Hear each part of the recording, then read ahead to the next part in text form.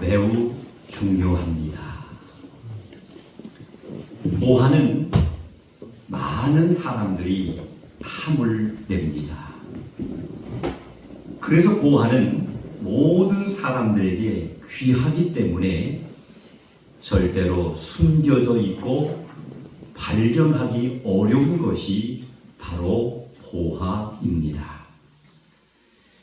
보화는 소중하지만은 누구나 다 얻는 것은 절대로 아닙니다. 단지 보화를 얻는 사람은 소수의 사람만이 보화를 얻을 수가 있는 것입니다. 그렇다면 어떻게 해야만이 보화를 얻을 수 있을까요? 저는 이 보화를 얻을 수 있는 방법은 단 한 가지라고 생각합니다. 먼저 보화를 크게 따라갑시다. 구별할 수 있는 눈을 가져야 됩니다. 아멘. 보화는 소중하지만 말씀드린 것처럼 누구나 다 얻는 것은 절대로 아니라는 거예요. 소수의 사람만이 보화를 얻을 수 있는 겁니다. 그렇다면 소수의 사람만이 보화를 얻을 수 있다라고 말씀을 드렸는데, 이 보화를 얻을 수 있는 방법은 보화를 구별할 수 있는 눈을 가져야지만이 그 보화를 차지할 수 있는 줄로 믿습니다. 보화를 구별할 수 있는 눈을 뜨지 못한다면 그 귀한 보화가 옆에 있어도 그 가치를 모를 뿐만 아니라 보화를 구별할 수 없다면 그 보화는 우리들에게 아무런 의미가 없다라는 것을 우리는 알 수가 있습니다. 그러므로 보화의 가치를 알아보고 식별할 수 있는 눈이 오늘 예배에 참석하신 우리 산성의 가족들은 한 분도 빠짐없이 눈을 뜨는 귀한 시간이 되시기를 주님의 이름으로 축원합니다. 보화의 가치를 알아볼 수 있는 눈을 뜨는 자가 되어야 되는 거예요. 그리고 그 보화를 얻기 위해서 정말 피나는 노력과 애씀의 대가를 정말 지불할 수 있는 그러한 열정도 있어야 된다는 말씀입니다. 사랑하는 성도 여러분, 사람들은 저마다 자신의 인생관과 가치관을 가지고 세상을 살아가게 됩니다. 나름 최고의 가치를 얻기 위해서 수많은 사람들이 피땀 흘려 연구를 하고 노력을 한다는 말씀입니다. 그리고 많은 사람들이 보화를 그리고 인생의 가치관을 가지고 살기 위해서 수고와 땀을 흘리면서 애를 쓰는 모습을 보게 됩니다. 어떤 이는 지식을, 그리고 어떤 이는 권력과 명예를 통해서 정말 자신이 좋아하는 보물을 쌓으려고 밤잠도 자지 않고 피나는 노력을 하는 모습도 우리는 볼 수가 있습니다. 마치 좋은 진주를 구하는 장사꾼과 같이 보물을 찾으러 정처 없이 떠다니는 그러한 사람들도 있다라는 말씀입니다. 그런데 우리 믿음의 성도님들이 분명히 알아야 할 것이 하나 있습니다. 그것은 무엇이냐면 우리가 재물과 그리고 지식과 권력과 명예가 우리가 찾고자 하는 인생의 참된 진주가 아니다라는 것을 분명히 깨달아 아는 시간이 되시기를 주님의 이름으로 축원합니다. 우리가 재물과 그리고 지식과 세상에 많은 사람들이 좋아하는 권력 그리고 명예가 우리가 찾고자 하는 인생의 참된 진주가 돼서는 아니 된다는 거예요. 물론 그것도 우리가 살아가는데 너무나도 소중하고 귀한 것이지만 그것이 먼저 우선이 돼서는 안 된다라는 말씀입니다. 그렇다면 우리 인간의 진정한 보물은 과연 무엇일까? 오늘 본문 말씀해 보니까 마태복음 13장 44절 말씀해 보니 이렇게 기록하고 있어요. 따라서 합시다. 천국은 마치 밭에 감춘 보화와 같습니다. 오늘 본문 말씀이잖아요. 마태복음 13장 44절 천국은 마치 밭에 감춘 보화와 같다라고 말씀하십니다. 사랑하는 성도 여러분, 인간이 궁극적으로 찾아야 할 참된 보화는 세상의 재물과 그리고 지식과 모든 사람들이 좋아하는 권력 그리고 명예가 아니라 바로 오늘 본문 말씀에 기록되어 있는 대로 바로 천국인 줄로 믿습니다. 오늘 예배에 참석하신 우리 성도님들은 천국을 바라보며 살아가는 성도가 되어야 된다는 거예요. 다시 쉽게 말씀드리면 영혼이 잘 되어야 될 줄로 믿습니다. 영혼이 먼저 잘 되어서 하나님과의 관계성을 회복하게 되면 자동적으로 하나님께서 세상의 재물 그리고 지식 그리고 권력 이런 명예도 하나님께서 덤으로 주시는 것을 믿으시기를 주님의 이름으로 축원합니다. 순서가 바뀌어서는 안 된다. 사랑하는 성도 여러분, 예수님이 이 땅에 오셔서 본격적으로 공생의 사역을 시작하시면서 우리들의 죄를 위해서 십자가에 못 박혀 죽는 그 순간까지 선포한 가장 중요한 메시지가 있습니다. 십자가에 못 박혀 죽는 그 순간까지 선포한 가장 중요한 메시지의 내용은 다른 것이 아니라 바로 회개하라. 그리고 천국이 가까웠느니라. 할렐루야. 천국을 강력하게 선포하셨던 것을 우리는 말씀을 통해서 확인할 수가 있습니다. 사랑하는 성도 여러분, 천국은 참 인간 세상이요, 천국은 하나님이 다스리는 완전한 세상을 말씀하고 있는 줄로 믿습니다. 그렇다면 예수를 믿는다는 것은 무엇을 말씀하느냐면 예수님 안에서 이루어진 천국의 기쁨을 맛보았다라는 고백이 바로 예수를 믿는다라고 말할 수 있는 것인 줄로 믿습니다. 예수 믿으십니까? 라고 질문할 때 예, 나 예수 믿습니다라는 이 고백은 반복되는 말씀입니다만은 예수님 안에서 이루어진 천국의 기쁨을 체험한 그 감격 속에서 우러나는 신앙 고백이 되어야 된다. 하나님의 말씀인 우리 성경을 묵상하다 보면은 곳곳에 예수님을 통해서 일어나는 놀라운 기적의 역사들을 우리는 발견할 수가 있습니다. 각색 병든 자들이 치유의 기적을 경험하게 됩니다. 뿐만 아니라 굶주린 자들에게 예수님께서는 오병이의 기적을 통해서 먹이신 줄로 믿습니다.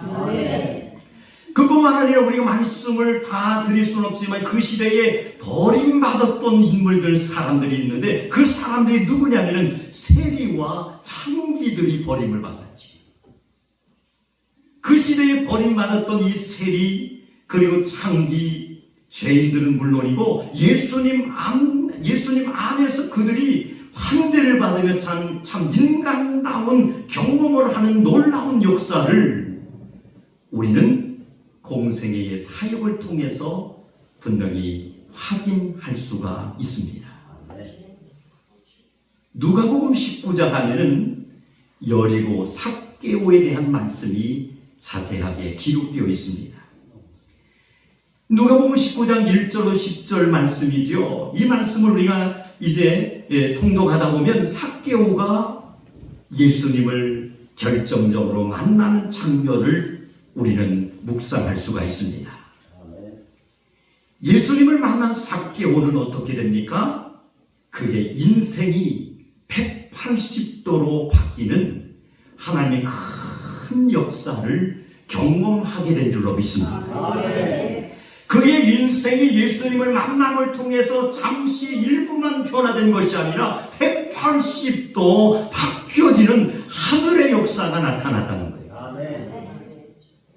그 체험적 신앙이 삭개오에게 얼마나 좋고 행복했던지 말씀을 보니까 자신이 소유하겠던 재산의 절반을 팔게 됩니다.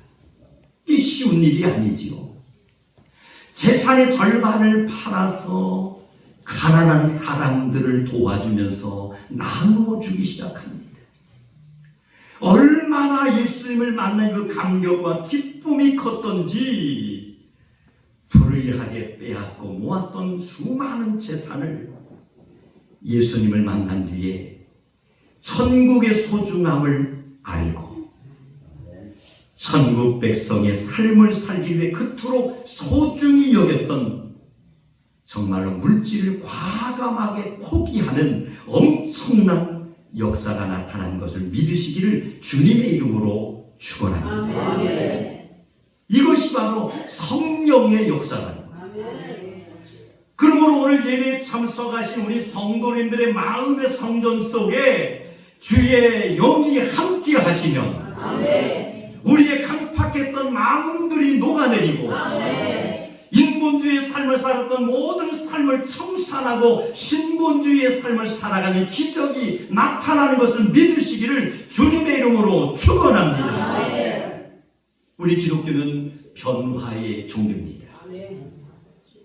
불신자들이 예수를 이제 믿기 전에는 방탕한 삶을 살았지만은 예수를 믿기로 결심하고 그 마음속에 성령님을 모시는 순간에 급박하게 그들의 심정이 변화되기 시작하는데 따라갑시다. 거듭납니다.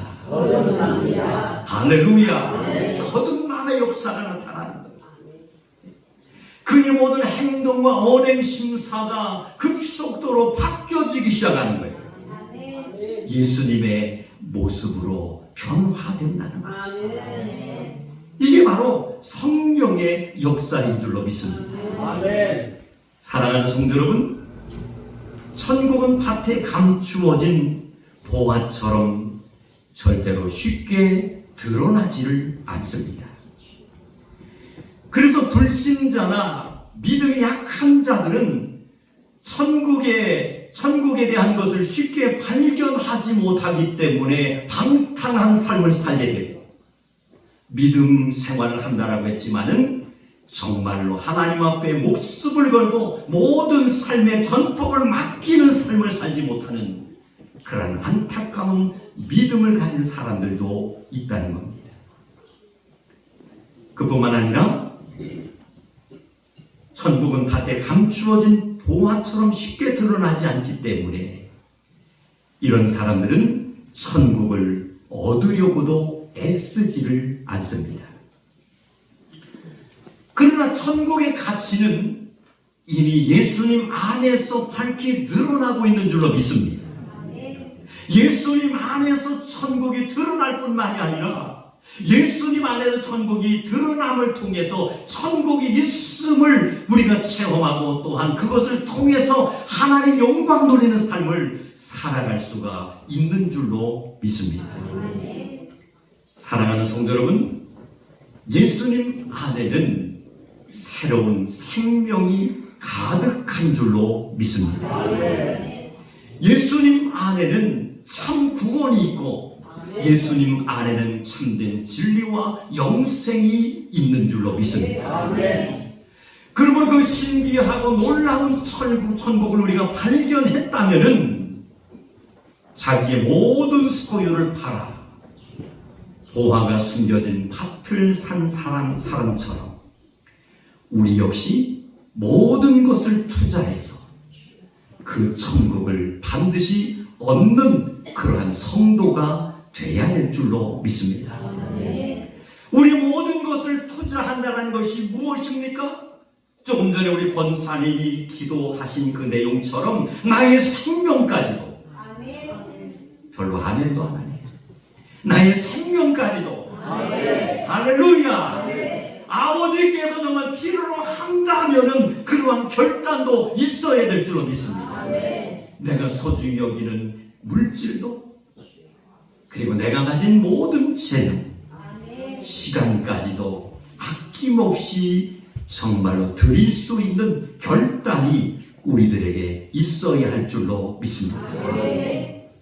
자기의 모든 소유를 팔아 보화가 숨겨진 밭을 산 사람처럼 오늘 예배 참석하신 우리 성도님들도 마찬가지예요. 모든 것을 투자해서 그 천국을 얻는, 소유하는 사람이 되어야 된다는 말씀입니다. 보화를 발견한 것으로 우리는 만족해서는 아니 되는 거예요. 보화의 소중함을 알아서 자기 전 재산을 팔아 밭을 샀던 사람처럼 내가 나의 모든 것을 들여서 정말 보화를 반드시 소유할 수 있는 성도가 되어야 될 줄로 믿습니다. 그러므로 천국은 그만큼 우리들에게 소중하고 귀한 보물이 될 수 있다는 거예요. 사랑하는 성도 여러분, 오늘 우리는 어린이 주일 예배로 아버지 앞에 올려드리고 있습니다. 이 땅에는 어린 아이들이 급격히 줄어들고 있습니다. 노령화되고 고령화되는 세상이 되어버리고 말았습니다. 매우 염려가 됩니다. 교회들마다 교회 학교가 점점 줄어들고 없어진 교회들도 셀 수 없을 정도로 수많이, 엄청나게 많이 있습니다. 자라고 있는 학생들도 마찬가지고 청소년들도 급격히 줄어드는 세상입니다. 저는 뭘 말씀드리고 싶으냐, 비록 어린 자녀들 생명들이 정말로 급속도로 줄어드는 세상이지만 하나님께서 주신 생명들이 있다면, 할렐루야, 그들을 영적으로 바로 우리가 정말 가르치고 세워나갈 수 있는 성도님들이 되시기를 주님의 이름으로 축원합니다. 어렸을 때부터 정말 예배 중심으로 키워야 되는 거예요. 정말 하나님의 품을 벗어나서 세상으로 가려고 하면 때로는 책망을 하고 채찍을 가해서라도 정말 그들이 예수님 중심대로 자라도록 우리는 이끌어주고 만들어줘야 될 줄로 믿습니다. 그럴 때에 이 험난한 세상이 우리를 정말 엄습해 온다 할지라도 이러한 아이들에게는 분별의 지혜를 하나님께서 주시는 거예요. 이것이 옳은 것인지 이것이 아닌지를 알 수 있는 복을 하나님께서 선물로 주시는 거예요. 부모를 공경할 줄 알게 되고 형제 간의 우애가 두터워지고 또한 하나님이 주신 것만큼 안에서 감사하며 그의 진로와 모든 것이 열려졌을 때에 현실에 주어진 모든 일에 감사하며 정말로 쓰임받는 그러한 선물들이 될 줄로 믿습니다. 바울은 예수님을 만난 이후 어떠한 변화가 있었습니까? 바울은 예수님을 만난 이후에 어떤 변화가 있었습니까? 그의 변화는 놀라운 변화가 나타나는데 자신의 화려한 세상 이력을 따라잡시다. 배설물로. 할렐루야. 자신이 가졌던 화려한 모든 이력을 성경에 보니까 배설물처럼 버리면서 정말 하나님을 향해서 천국의 보화를 향해서 정말 마지막까지 정말 달려갔던 것을 우리는 깨달을 수가 있습니다.